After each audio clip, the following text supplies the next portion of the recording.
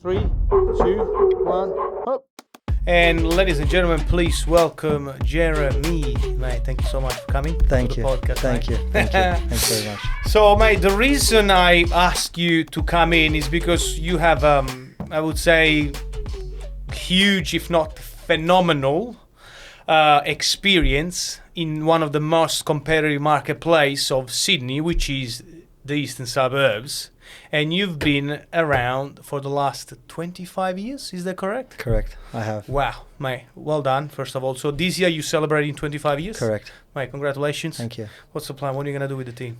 I think we're just in the beginning stages of growing. I started, as you said, 25 years ago in leasing and property management and sales, and the last 6 years has sort of been the second part of my journey, which I opened Wiesner Property, my own agency, and that's been going really, really well, and it's in the growth stages still. So, you know, the fact that I've been 25 years in real estate, it's all just experiences that I've had to get me to where I am now, and this is the real part of my journey. Wow, okay. Plus, you've been operating in one of the most challenging / rewarding pocket of Australia, we can say. Sure. Okay, so let's go back to the beginning because I'm so curious. So you're born and bred in Sydney East? Yep. Okay. And brothers, sisters? I've got a brother and a sister. Are they in real estate or no? No real estate? Okay. What got you into real estate? How did you start? I think originally it was, I had some family members that were in real estate. One was in valuation and one was in property development. And I always had an interest. I liked selling from an early age. Didn't matter whatever it was. I always liked selling. And I was a good talker. And I sort of had a family friend, Rodney Blackman, who used to drive the BMW convertible with the number plate negotiator. He had nice suits. He was selling all these beautiful houses in the Eastern Suburbs, and I used to call him from time to time and say, when I finish school I want to become a real estate agent. And he said, yeah, no problems. And whilst I was at school, I was doing my real estate certificate as part of a sort of TAFE program inside school. Yeah. So I had my certificate of registration before I finished school, and when I left school, I got a job in leasing, and I always was attracted to real estate because of the suits, nice suits, flashy cars, and I guess I had the sales ability. So that's where I wanted to be. Wow. Okay. So, and he gave you, say, hey, come and work with me? Well, I didn't work with him straight away because when I left, I said, oh, have you got something for me? He said, no, you've got no experience. Go and get some experience somewhere. Yeah. So when I left school, my mum said, you've got 2 weeks, find a job or you're going back to school. So I... Sorry for interrupting. You were like 18 at this stage? 17. Wow. Yeah, Your mum 17. said you got your... Wow. 2 weeks. 70 Because years I old. left actually, I didn't finish my HSC. I left first term year 12. Yeah. It just wasn't for me. And I was told you either have to go back to school or to TAFE to finish school, or you've got to find a job. So I went out like I do, opening up doors and speaking to people, and 2 days later I had a job in leasing in Bondi. Wow. Okay.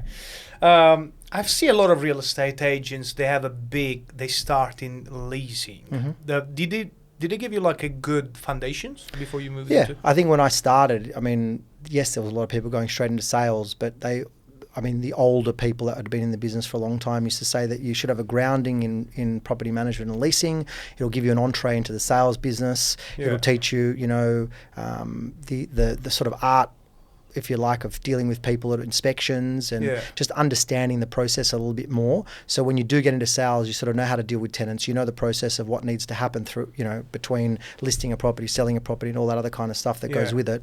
So it was a good thing for me. I really enjoyed it. But my end goal obviously was always to be in sales. And after that, you were in leasing for how long? So I started in leasing. I was doing that for a couple of years. Then I wanted to go into something a little bit more, and I rang my family friend Rodney Blackman, and he gave me a job as an assistant. Yeah. So I was working with him in sales for a while, But, you know, like all 18, 19-year-olds, they think they know everything. Oh, yeah. And, you know, I had no idea, but I thought I could do it better than everybody else. So I pleaded with the principal at the time to let me go into sales on my own, which he did. And I listed a couple of places, but I didn't do too well. Right. So they said, look, why don't you come back into doing new business in the property management part of the office, which was sort of like selling, and do that for a little while until you're ready to go back into sales. Because back then there was a whole, you're not old enough, you know, you're still too young to be a sales agent. Are we talking about like 20 years ago or something? 2000. Wow. Yeah. Okay. 20 years ago. Yeah. And I, from there I decided that, okay, I'm going to try that. Yeah. And did that for a couple of years until I thought I knew everything again. And I teamed up with a couple of people and we started our own office. Right. So we started our own property management office in Double Bay. Yeah. It was called Estate Operations. Uh-huh. And I did that for a few years, and then I felt like, you know what, I really want to get into sales again. I don't want to do this property management and leasing anymore. Yeah. So I went to work at Ray White Double Bay. Ah, there you go. As a salesperson, yeah. Okay. No, because like at the end of the day, the management is the core of the real estate agency business. Like, because if down the line you want to sell the business, if you don't have a decent rent roll, the rest is not really worth much. Well, sales come and go. Your asset, so to speak, is your property management. Yeah.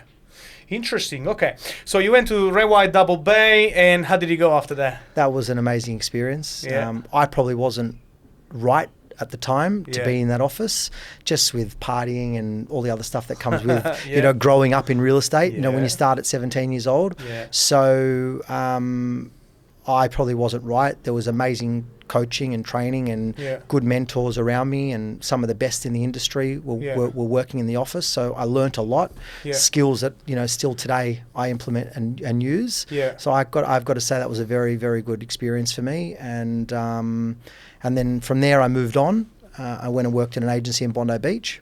Right. And I worked there for quite some time, and that was a very, very good experience, because whatever ego, whatever nonsense that I had in my head, I dropped, and I just became Jeremy. And, you know, obviously growing up in the Eastern Suburbs, going to school in the Eastern Suburbs, spending all my childhood in Bondi, you know, that I sort of came alive, you know, and that's where I got to really hone in on my skills. I had really good trainers around me, I had good people, and I was just focusing on trying to be the best version of me as an agent, and that was a really good time. But, you know, things change, people around you change, and environments have to change. And as you're growing, you sometimes grow out of where you are, and you've got to keep moving. And, you know, I was not married, or I didn't have any kids or a girlfriend at the time. I was just on my own, you know, trajectory of obviously trying to get ahead and succeed. Like I wanted to get to the next stage. And I got offered a position in Bondi Junction, which I spent the next 11 years at. There you go. Would you say that was the longest? That was the longest thing, because when you try and find yourself, you know, you've got people around you, and you're trying to work out who you are as an agent, and you're picking up little bits and pieces from people around you, but you're still trying to work out, how do I make Jeremy the best version of Jeremy, right?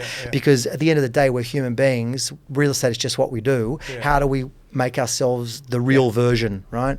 And you pick up bits and pieces, and you may not like some of that, or you might like some of it, and you sort of put it into your suitcase and you keep rolling. And I had a really good mentor for 11 years in Bondi Junction. That was an amazing opportunity for me. I learnt a lot, and I grew a lot, and it helped me sort of get to, that was the track, right? That put me into where I needed to be. I learnt a lot, and it wasn't just real estate. It was, you know, human being, all that kind of stuff.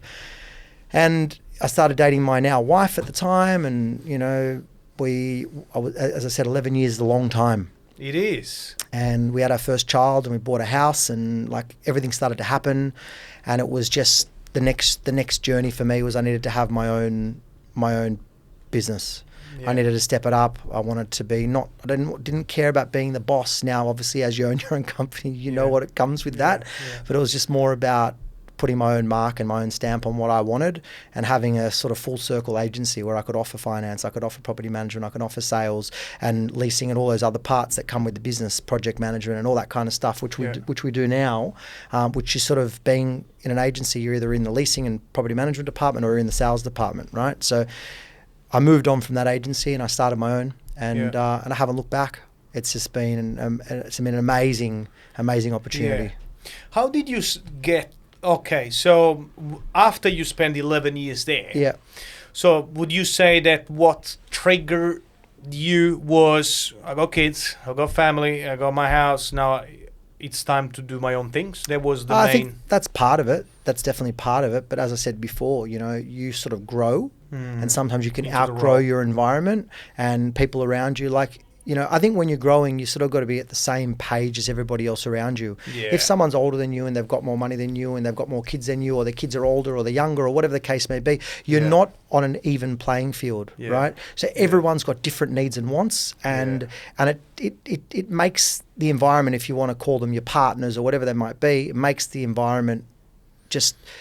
you can't grow, you grow out of it. You can't grow into furthermore, you know what I mean? So for me, it was like I needed to either shit or get off the pot, you know what I mean? And I got off the pot and we moved on. Nice. Okay. Yeah. And that's where you started your own business. All that time ago? Yeah, like after you left Bondi Junction. Yes, correct. Yeah. Wow. And because when you start from scratch, like I'm pretty sure it's gonna take the first 2-3 years a lot of hard work. Like you need to set it up. I'm just talking about like, because I really appreciate people that start things from scratch. Yeah. Well, look, I'm sure you had your database and your own contacts. It's all irrelevant because you know, at the end of the day, when you're starting a business from zero, there's a lot of moving parts. Yeah. There's a lot of money. There's a lot of responsibility. You know, your life expenses don't change, your relationships don't change, your emotional levels don't change, but the flip side is you've got this thing that you're trying to build and grow, and it's not just something that you can just wake up and check in and check out. It's a 24-hour 7 days a week thing that sits on you, right? And you don't want to fail because not for anybody else but yourself. You've set out to achieve and you're going to go for it full steam ahead, right? And look, you know what, I bought a house, I had a big mortgage, I had a child, my wife wasn't working, there was a lot of other things that went into it, and you know, here I am trying to start a business. I had sales that I was working on when I first started, which were great, you know, we had some, but you know, you do a 3-month settlement or a 6-month settlement, there's no cash flow coming in. All of a sudden you're up against the wall, all the money that you've got, that you've had, you know, it's all well and good, we leave and we're going to start our own business, but you don't actually think about the costs that go into starting that, right? And you're in. And you've got to set it all up and you've got to do it all, and you're trying to keep up with all the other agencies around you so you're relevant in the marketplace, right? And you know, I was really, really in.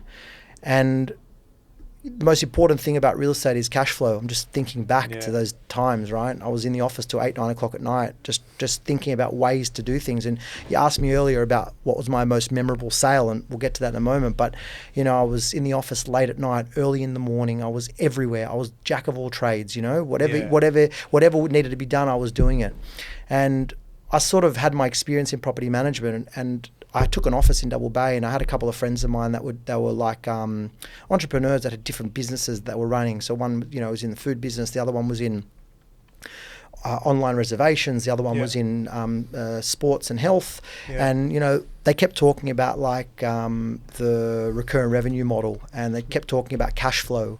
And I didn't have that because I was a salesperson that was making sales.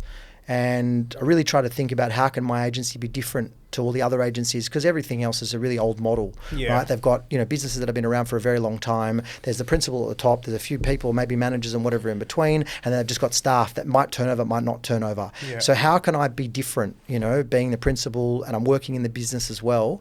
How can I be different? So I thought, you know what? I want to go back into leasing and property management. I'm going to build this business back up and get my recurring revenue to cover my costs. The sales will come. So I was working 7 days a week, like literally early in the mornings and everything. And I did that for 2 years, trying to build the property management business While by you myself, had with the family, with everything else. Damn. And it was challenging. Still got to make room for date nights and all that kind of stuff. And nothing changes. You just got to keep rolling. I was about to ask, what did your wife say at the time? Well, she was supporting me because she knew that there's a means to an end. Like I was always a hard worker, so it didn't matter what I was going to do. Yeah. I was always going to achieve something. I've got high expectations of myself. Yeah. I always want nice things. We want to do all the stuff that traveling and buying nice things. So there's no choice. You have to keep going. Yeah. And I basically worked 7 days a week. I built that rent roll up to a decent amount, which would allow me to hire somebody. And that's where. And then I hired somebody that came in as my number two. Yeah. That basically did a dual role. So they were helping me in leasing and they were helping me in sales and they were doing admin. And we were just basically, yin and yang, just going for it. That person's still with me today, but yin and yang, just going for it. My wife, certificate of registration, licensed agent, also helping if I needed to with open for inspections. Wow. My dad had a license, also helping me if I needed. Really? I had everybody in the business. If we were short on stuff, if I had too much going on, we would all just pitch in.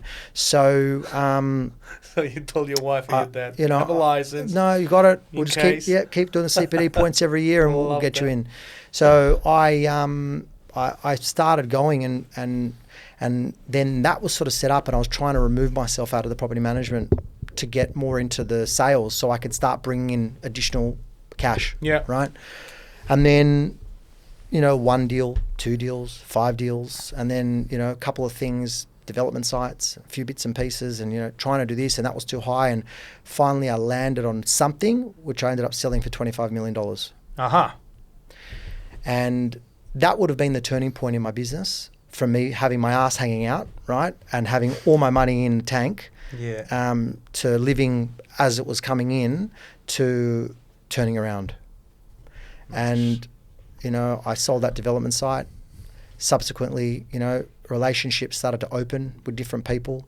When I started the business, I didn't really go out to my existing database. I just sort of was looking for new clientele. And I thought once I have a story to tell and I've got runs on the board and I've got sales and all that kind of stuff, my existing clients that I had before will come back in.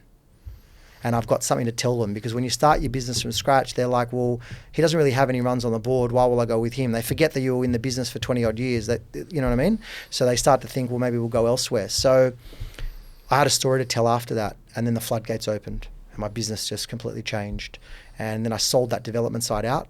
Did project sales and I sold all those apartments out, and then I picked up another development site, and recently, as we spoke about before, I sold another development. So I've been across a lot of interesting things which I would not have done before, working just as a residential sales agent. So it's given me the ability to be able to sell commercial properties. I've sold multiple different avenues, which has been really amazing. Yeah, and that's sort of got me to where I am right now.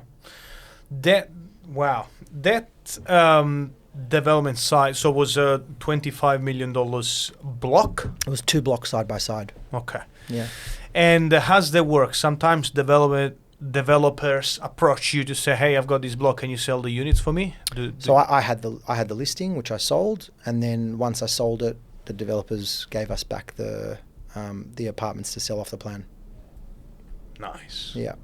And from there, you got more contacts and more people. Well, I had the contacts from before, right? But it just gave them more confidence in the market as to that I can do that kind of stuff. Yeah. Nice. Okay. So I got a few notes here, and you've mentioned people come back. Mm-hmm. Okay, that's because when you operate in a specific pocket, start to get small, especially after 25 years. Sure. So. Because I often see people or real estate agents, they think in more short term, I want to get the money, get out, thank you very much. This is a long game. Yeah, instead of actually like, all right, make sure you do a good job with someone, sure. Make sure they're happy because they will talk.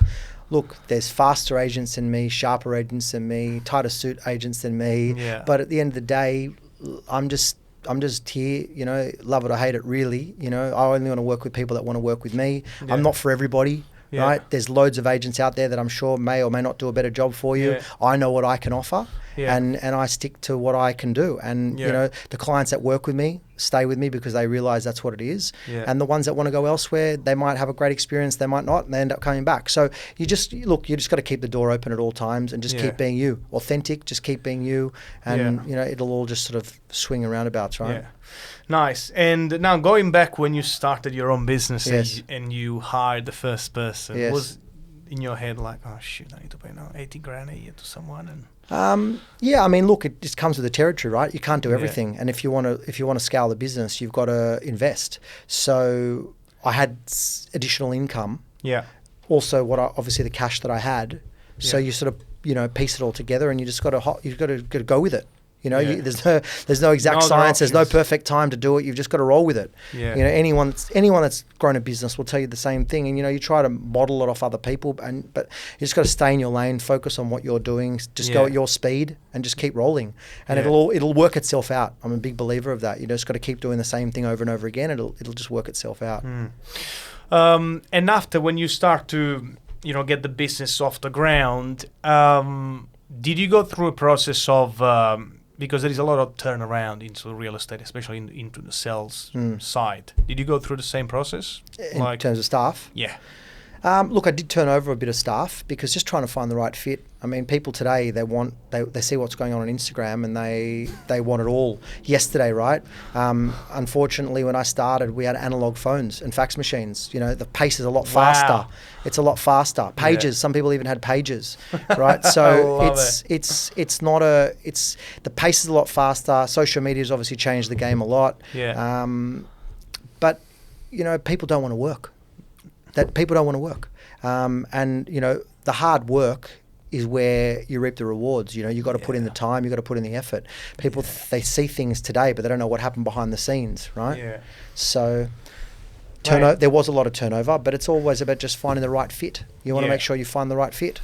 Yeah, I agree what you're saying, and especially you mentioned hard work, and I've seen a lot of people, especially I believe in this industry, because you're gonna put a lot of effort for a long period of time, and often you do it for a long period of time without getting any short-term results. Well, if I talk about Ray White and the other two agencies that I worked in, it took me from really properly starting in sales a good 10 years to build that buffer. I always used to think about a buffer. The buffer meant that you'd have 50 or 100 grand, whatever your commitments were, but you'd have that kind of money as a backing, right? Yeah. And at that time, 17, 18, 19, whatever it was, it's different till today. But if you had 50 or 100 grand in your account, that you could bankroll yourself between exchanges and settlements, right? Yeah. So if you didn't have that, how are you living? What, debit, credit? Yeah. Like I've been commission only since I was 18 years old. So there wasn't a debit credit. Yeah. Right. It was commission only, and you had to bankroll yourself. And what do you like? Do you live on credit? How do you do that? Wow. So there's a lot to be said about that. 10 years was really when it took me to build that buffer. And as I said to you, within that 10-year period, I was partying, I was doing drugs, I was doing all the things that, as you're growing up, you're in the business and you're sort of money's coming in, money's going out, you do a deal, you think, oh my God, I just made all this money, but you forget you got to pay half to the office, you got to pay in tax, by the time you get the check, you got nothing left, but you've spent 3 times as much. Yeah. So it's all that shit that you work out, right? And then as you work it out and you get to a point where you go, oh, okay, I get this now. I understand what it is. I don't want that life anymore. I want a different kind of life. You know what I mean? And then it boom, and it works. You evolve. Yeah. Have you ever got to the point where you start to questioning yourself, like, what am I doing all this for? In that 10-year period, I did. I used to go talk to my parents all the time and tell them, this is too much. I'm not making any money. All the effort that I put in, this person did this to me, that person did this to me. Yeah. You know what I mean? And you think to yourself, what am I doing it all for? Like I say to people today, like you could go and work in retail with no headaches, don't take any work home, right? You get paid a decent amount of money and do what you want to do. But if you want a career, this is a career. So in that time, I just kept persevering. I'm not one to give up. So I just kept going and going. And I knew all the work that I'm putting in today, it's like superannuation. It'll come good later on. And it did. It came good. Nice. What would you say when you hire someone? What is the line that you say, no, this is not the right fit, or yes, I can develop you to be part of my team? Look, I don't really care if they've got real estate experience or not. I think about being just a genuine person and just having a good work ethic, and it's all about where you came from. I mean, look, growing up, my parents gave us a really good life, but we weren't going overseas on holidays. We were going to Surfers Paradise. Sometimes we flew, sometimes we drove. Do you know what I mean? We had a really good, like very family close, lots of love and all that kind of stuff. But it wasn't like we were never killing it, right? And I think someone that's come from a life that's been given everything and spoilt, they're not really going to want to work hard because they don't need to. Yeah. But someone that's sort of on their knees, I'll use that expression, where they really want to get ahead, they want a better life for themselves or for their family, or they've got a kid or they've got a partner, or they're working towards having a wedding or something like, whatever the case may be, everyone's got their own drivers, right? But if they really want to succeed in something, they will eat shit. Because this is an apprenticeship, right? Yeah. The salary is rubbish. Yeah. You've got to learn as much as you possibly can from the people around you to then be in a situation where you can fly, right? Yeah. So you just have to be prepared to do that. And the question really is, are you prepared to do that? Because if you are, fantastic. If you're not, well then I don't think this is the right fit for you. Yeah. Mate, love it. I so agree for that. Like I see a lot of people, what I'm seeing at the moment, and when we try to get someone on board, I see a lot of people entitled. Like they come in like, what's my salary? How much do I get? Correct. And it's like, in my head, I'm like, you fucking lucky to come here. I was scared to ask for anything, not even a half day. You know what I mean? They'd pretend that I didn't have a half day.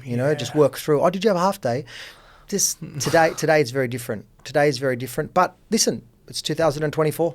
Yeah. Things have changed. Yeah. Now talking about that, what's your day-to-day schedule? Now, let's say, what was your day-to-day schedule when you were on the ball? I mean, now you are a business owner. It's kind of like you need to manage a lot of things at the moment, because when you're a business owner, I believe you got a lot of stuff. Sure. And you need to delegate. Definitely. You need to get good at that. Yeah. So what's your day-to-day schedule now, and how was your day-to-day schedule when you were solo man? Yeah. So when I was a solo man, I had no issues. I had no responsibilities. I would be in Double Bay or Bondi Junction or Bondi, wherever I was, at 7:30 in the morning. Yeah. I'd have my breakfast, I'd start my day, I had my call lists, I had things that I needed to do. There was nothing else that needed to happen in the day except for just chip and chase. Just follow up, bar appointments, try to get into doors. That's all it was, right? Yeah. Looking for opportunities. Yeah. Right? And run the process, have the auction and keep rolling. That's just do it over and over again. Did you have like a target? Look, I probably did. I can't remember, but whatever they were back in the day, we talk about 100 grand, 200 grand, 400 grand, whatever they were, right? Yeah.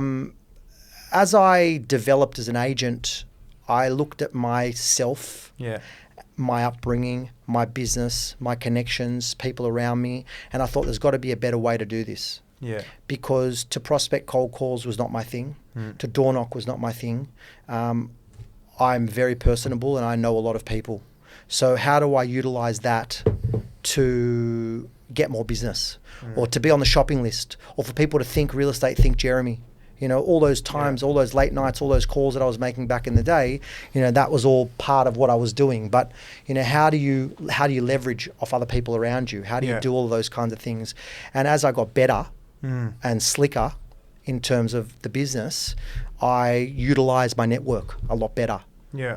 A lot more, whining and dining, a lot more sending gifts, a lot more just things that would help me be top of the mind. So when people did decide to sell, I've got a lot of really tight networks which refer me a hell of a lot of business on a daily basis. Yeah. So what I'm doing these days as opposed to what I was doing then is very different. Obviously I'm running an office and I'm also trying to run my social calendar, which is my family, right? Yeah. And then I'm also trying to list and sell. Yeah. So you've got to prioritize, but there's no difference because it's one big ball.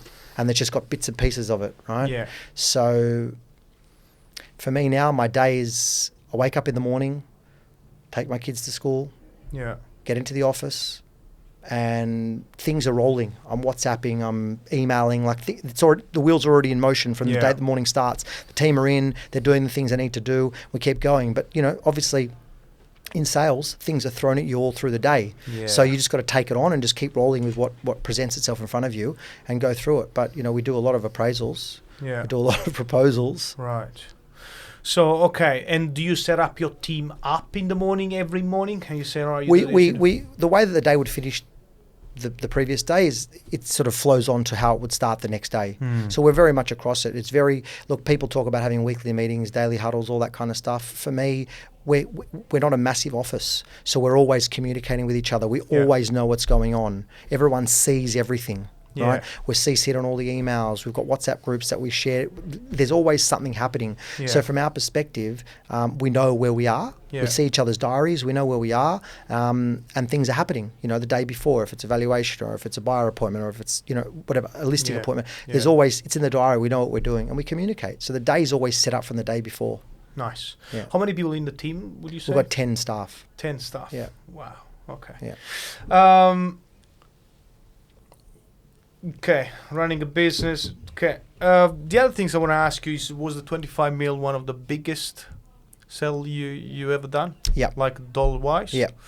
And after that, and you mentioned like wine and dine gift. Yeah. So how important is that side to keep yourself in front of... Well, I'm not doing it to get business. It's just that's just... They're part of my social. It's what I do, right? So what I'm saying to you is, like, there's a lot of different groups that I'm a part of. Yeah. So we're always doing lunches or we're always doing things, right?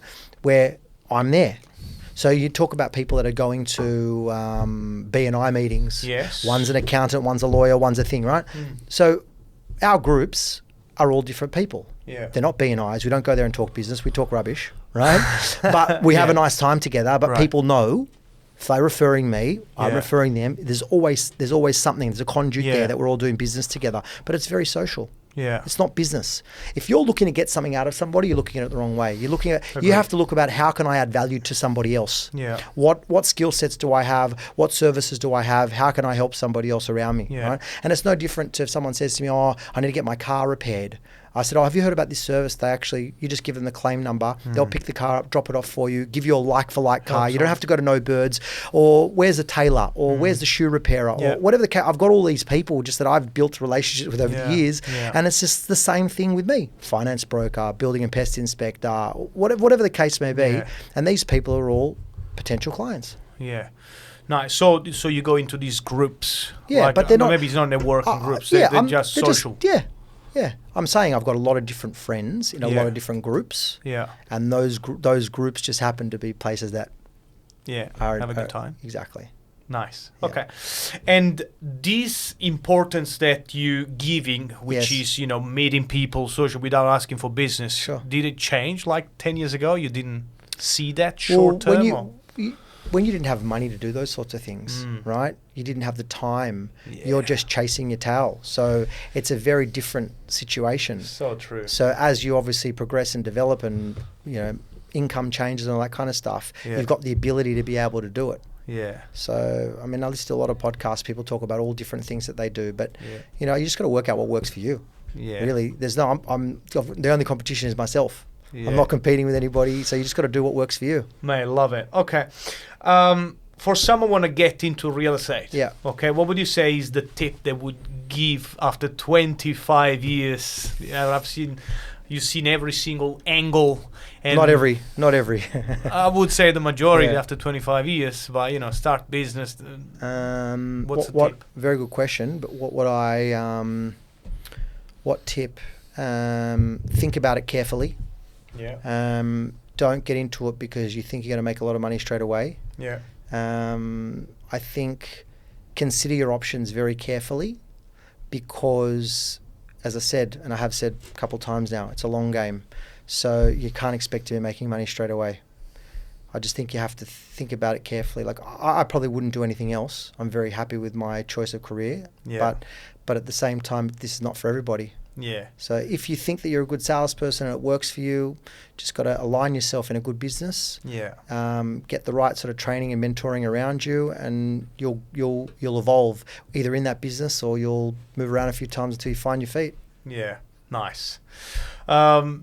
Because now you make me reflect on the long term, and when you spend so many hours and time, you were hustling and you were not getting any money short term. There must be a component of you fulfilled based on what you do, because I believe I believe if if you don't like it, when you go through challenging time, that's where you really have to question yourself and you feel like, do I really want to do this? So have you gone through that stage, and I believe you still enjoy what you do? Look, I think that there's elements of it that you don't like doing, but Yeah. there's obviously there's more that you like that you don't like, right? So everything's hard. Any business is hard, Yeah. right? You're going to have ups and downs. You're going to have challenging times. You're going to have to think carefully about, did I choose the right career or not?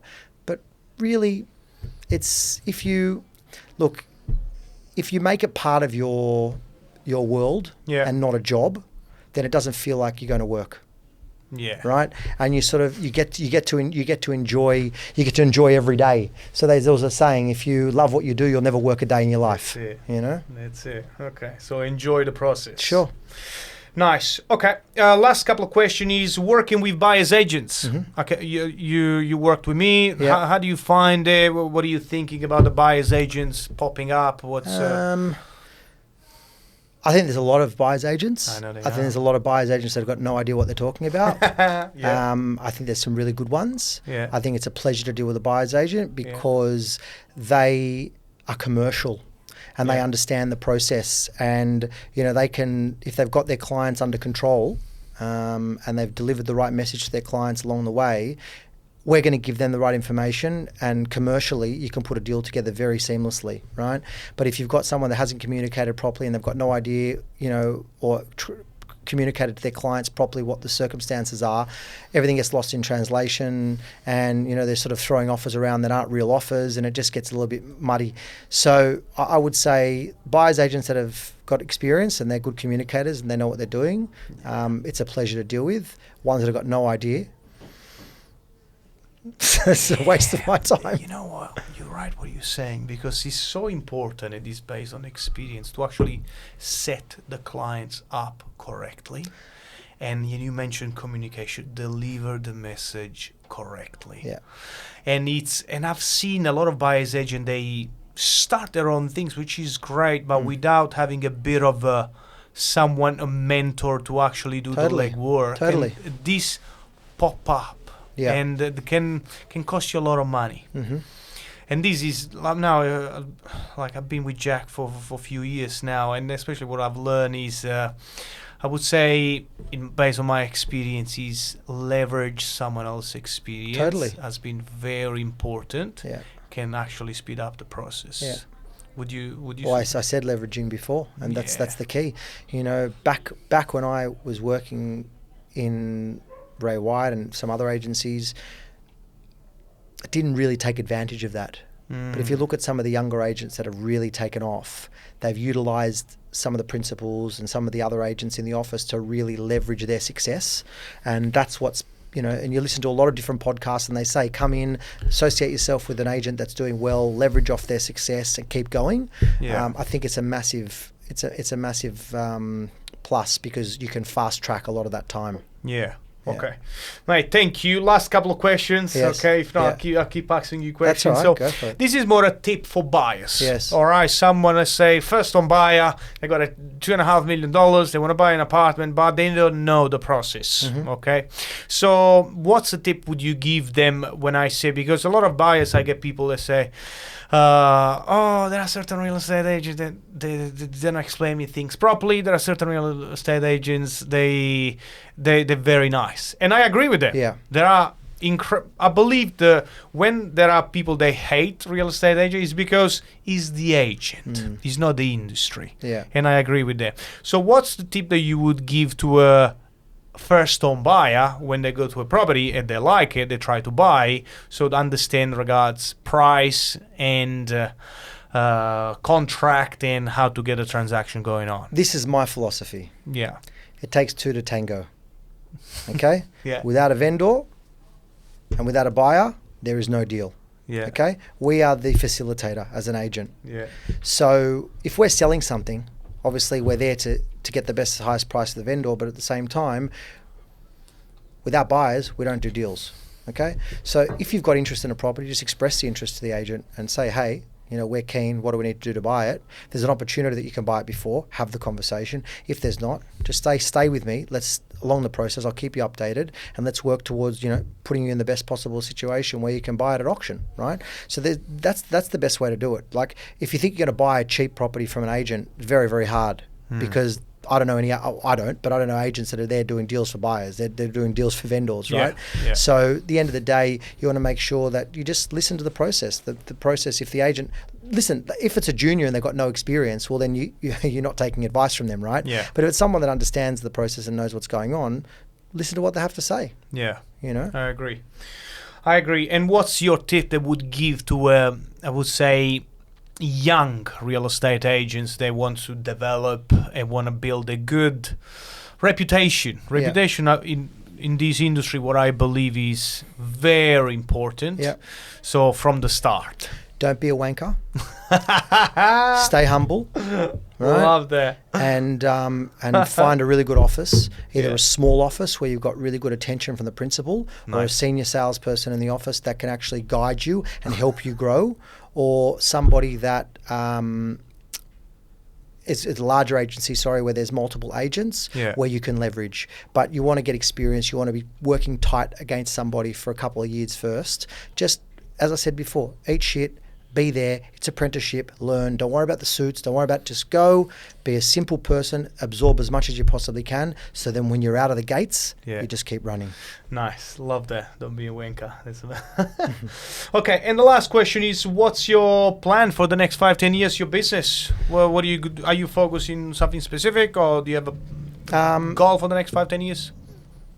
I definitely would like to grow the sales business. Yeah. At the moment, I'm the only salesperson working with a team. Yeah. So I'd like to actually have a couple of other sales agents working in the business. The property management business is really good. It's growing. We bought a couple of businesses last year, so that business has grown as well. But the sales business is where I'd like to put some focus in and just get that. I mean, we do great numbers as it is, just with me as an agent, but you want to be able to grow that business. You have a pretty big rent roll at the moment, Yeah. Can you say the number or no? Yeah. I prefer not to. Okay. Yeah. I know it's big. When you went through the stages of, being a single man and hustling 24 hours a day you have a family of 3 kids now, is that correct? Yes. Okay. How old are they? My oldest is 6, middle one is 3, and my son will be 1 next week. Next week. Yeah. There you go. Okay. Let's see if we got some gift here at the office. Okay. No, because we were doing some Easter things in the morning for kids around the schools here. I'm just thinking, so you wake up, you go to church every morning? Every single day. 6:30 in the morning. How long? Half an hour, 45 minutes. And after you pick up the kids? Then I wake up, clean my teeth, put on shorts and a t-shirt, go straight there, get in, always late. I'm always late every day. Get in, do that, get out, go straight home, pick up the kids, drop the kids to school, come back, have a shower, put the air conditioning on, do all my emails, and then I start my day. So typically I'll start my day by 8:30. By 9 o'clock I'm out, and I'll start all my meetings on the road. So I won't go into the office straight away. Yeah. So I've basically, my computer at home is the mirror image of my computer in the office. So what I see is what, and I can just work from anywhere. Yeah. That's just for my personal... after you finish the church, you feel like more like because it's spiritual at the end of the day. Look. Or sometimes you just... I'm never tired. The energy that I have is raw. Like I was in Bali last week for 24 hours. I went for a wedding for 1 day. Flew in, flew out. That's how I roll. I'm everywhere. What do you do? Fitness? Coffee? Don't drink coffee anymore. Haven't drank coffee for 4 years. Really? No, nothing. Since my son was born, I didn't do any exercise because I used to do Bondo Bronte every morning with a friend of mine. We do Bondo Bronte, we have an acai bowl, or we have some breakfast, and I go home, and I'm home by 7. So I'd leave really early. So home by 7, drop the kids, come back, and start my day. The same thing. And then my son was born, and my wife said, "Look, I've got my son in the morning. You got to deal with the older 2." Yeah. So my whole morning schedule got squashed. Then my dad passed away because my son's now going to be a year old. So it was easier for her in the morning. Now my dad passed away, and now that's taken over that morning schedule. So for 11 months, you got to go to the synagogue every day. So Monday to Friday. every day. Every My day. open start on Saturday Monday at 10 to o'clock. I go from 7:30 to 9:30 on Saturday morning. I'm rushing out of there to get to my first open. That's amazing, eh? Sunday 8 o'clock. I thought I was a workaholic by you, mate. Okay. Oh no, no one beats me. Mate, Mate, this, well this done. morning, I'll give you an example. We've got a property that we're renting at the moment, and the tenant broke the glass, and we're waiting for the glass to be a new glass to be put in, but we rented it already to somebody else. And the new tenants are moving in this afternoon. Yeah. So I had to go there and put. Can you catch his the camera? I had to go there and put plastic over the glass so it's safe. Right? You did your... Yeah, I was there. I was there. I went to Bunnings, bought all the stuff, did it. I was like, no problems. But that's the business owner. I put bins out, take bins in. That's what it is. I'm not too good. My wife and I work on calendar invitations, so You send the calendar invite for dinner. Everything is in the diary. But it's a busy day. Certainly not enough hours in the day. Yeah. And you obviously want to still give as much time as you can and be as present as possible with the kids, as well as making sure that your clients are serviced. Wow. So it's a lot of work, and that's why you have to have people around you, good people around you, to help you manage all of that. Yeah. Did you change? So having the kids, I believe, changes you. Definitely. Like make you, I believe, a better man. Well, your priorities change. Your direction of what's important changes, you know. And as I said, you want to be present. You want to be a good parent. So, there's a lot of responsibility and time has to be allocated. Whereas you would have had time to do other things before. You could go out with your mates 3 or 4 nights a week, for dinner or play a sport. Yeah. You know what I mean? A lot of that stuff changes. You got to find time for the gym or for a walk because there's other things that are thrown in the mix. Would you jump into the decision of your kids if they want to get into real estate? Like, would you influence them or you let them? Look, I hope that the private school fees that I'm paying give them more skill set and make them a lot smarter than me to do something else. But if they choose to come into real estate, well, then no problems. Right. I think they're all born negotiators. Right. That's it. So, yeah. Nice. That's cute. Yeah. Okay.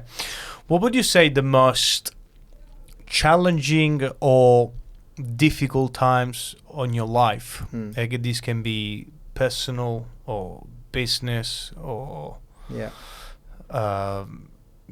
whatever happened to you, if you're happy to talk about. Sure. I can take it back to year 3 at school, where I went to a school which was probably not the best academic school up until year 2. And my parents took me out of that school. As the group of boys that I was at the school with were all quite wild and naughty. And my parents thought I needed a change. And they put me in a school which was a very cliquey school. And the kids were there from kindergarten, so they'd all grown up together. And here I was, a guy, from a different school coming in to sort of try and infiltrate their little network that they had, right? Yeah. And they were very rude and didn't make me feel good. Yeah. And I didn't enjoy that. And I very quickly became quite resilient and sort of dusted it off and didn't really give a fuck. Yeah. Right. And just worked out that this is going to come and go. Like my mum used to say to me, there's going to be someone like that in every classroom. Maybe with a different name, could be a boy, could be a girl, but there's always going to be someone like that.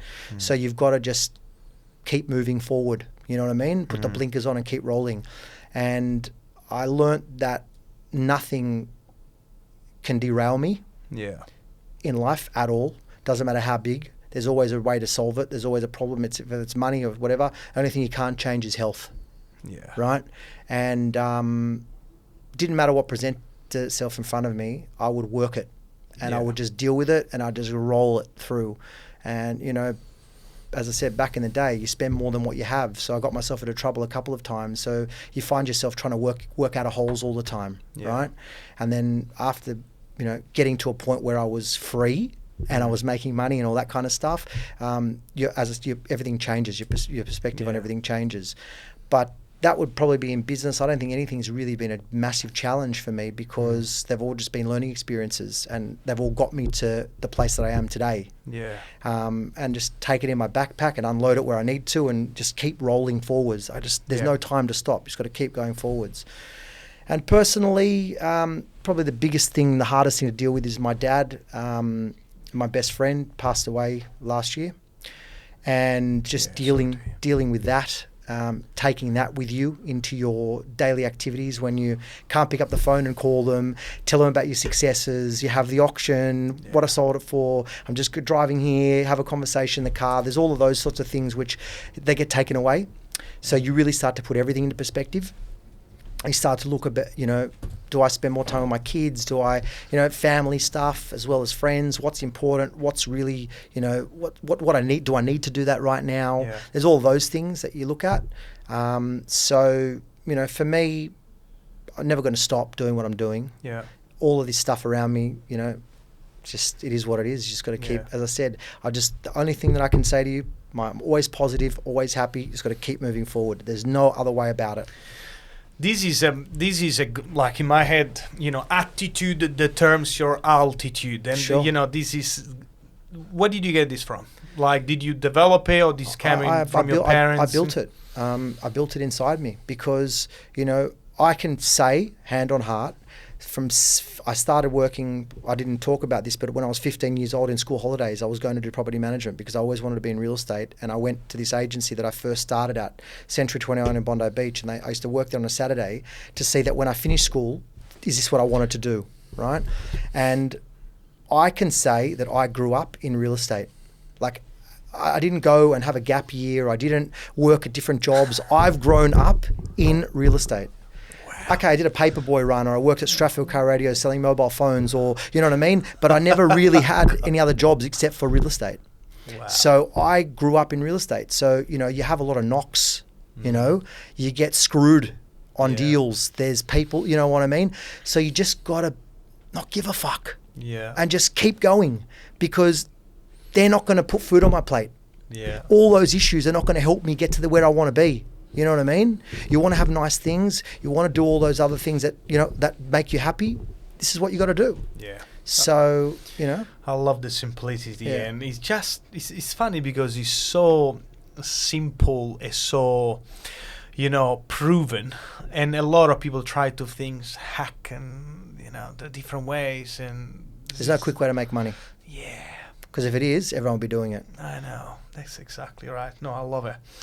Mate, thank you for sharing that. Thank you. That's the last question, I promise. All right? Yeah. You've seen a lot of offices. Yes. Okay. Can you go through the list if you don't mind me? You've seen them all. So I started in an office in Bondi Beach called Century 21. Yeah. Colin Everett. That was an amazing office. Still very close friends with the guys from there. Yeah. Then I moved on from there to what was Nationwide Double Bay, which then turned into PRD Nationwide Double Bay. And then I left there and I started my own business, which was called Estate Operations. And then I left there and went to Ray White. And then from Ray White, I moved to the Lang & Simmons network. And then from the Lang & Simmons network, I moved to the Richardson & Wrench network. And I was at Richardson & Wrench for 11 years. Wow. In Double Bay? Yeah, no, Bondi Junction. Bondi Junction. Yeah. And then Wiesner Property was born. Wow. Okay, so you've seen few. Yeah. Wow, well done. Yeah. All right, mate, thank you so much for Thank coming you. in. I appreciate it. So much value there, so much use. Thank you so much. Pleasure. Congratulations on your Thank you. 25 years in business in the Eastern Suburbs, ladies and gentlemen. Mate, congratulations and thank you for coming in. Thank you. Appreciate Thanks it, for mate. having me. This is general advice and does not take into consideration your objectives, situation, or needs. You should consider if this advice is suitable to you or your circumstances, and please read any applicable PDFs beforehand. This is a Henderson podcast production.